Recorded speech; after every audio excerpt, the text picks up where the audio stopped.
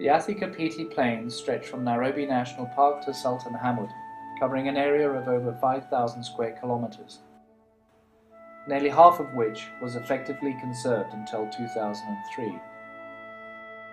The migration of the plains game exceeded the Mara Serengeti and was described in the early 1990s as the greatest wildlife spectacle in Africa. Theodore Roosevelt stopped on exactly these plains whilst he collected specimens for the Smithsonian Museum. Rhino and lars were recorded in their hundreds.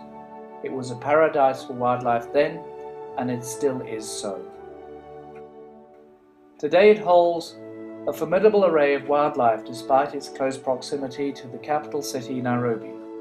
It has, for example, a larger resident population of wild ungulates than the Mara, and supports more wildlife than most of Kenya's parks.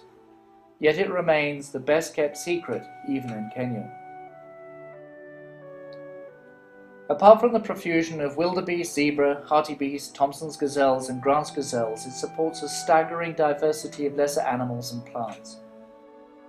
Currently, the cheetah population is probably the highest density in Africa. Spotted hyenas, increasingly rare elsewhere, are numerous, and leopards remain in the riverbeds.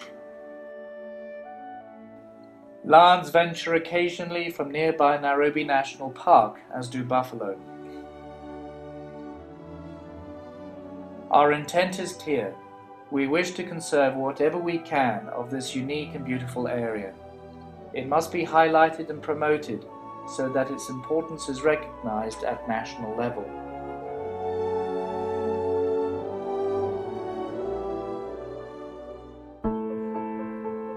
The problems. An old fence now divides the wildlife from a new and rapidly growing human population on 3 boundaries. This fence needs to be replaced with a rhino-proof fence that will run for some 60 kilometers, securing land. The railway line divides the conservancy from suburban, urban, and even industrial development.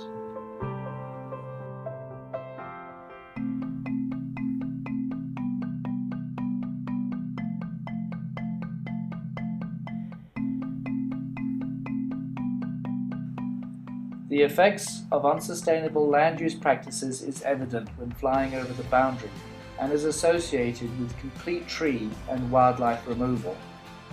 The needs are obvious, and we cannot afford to delay.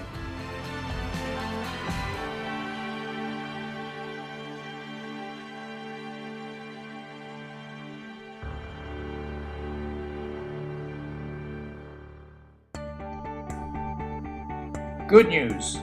Lying just 45 kilometers southeast of Nairobi, our hope is to secure part of 3 properties totaling an area of 27,000 acres. Ultimately, the plans are to extend our conservancy concept south to Amboseli and as far as the Tanzanian border. In addition, it may still be possible to run a narrow corridor to Nairobi National Park, which is almost an island with no functioning dispersal corridor. But the priority right now is to secure the core area made up of Swara Plains, Portland Cement Property, and Machakos Ranching Limited. In order to secure the larger conservancy concept, it is necessary to make binding relationships with our neighbours. Plans include a small green development zone that focuses on integrated renewable energy construction. The tourist potential is huge, especially so because of our proximity to the international airport. We have an advantage over other conservancies that investors are already well aware.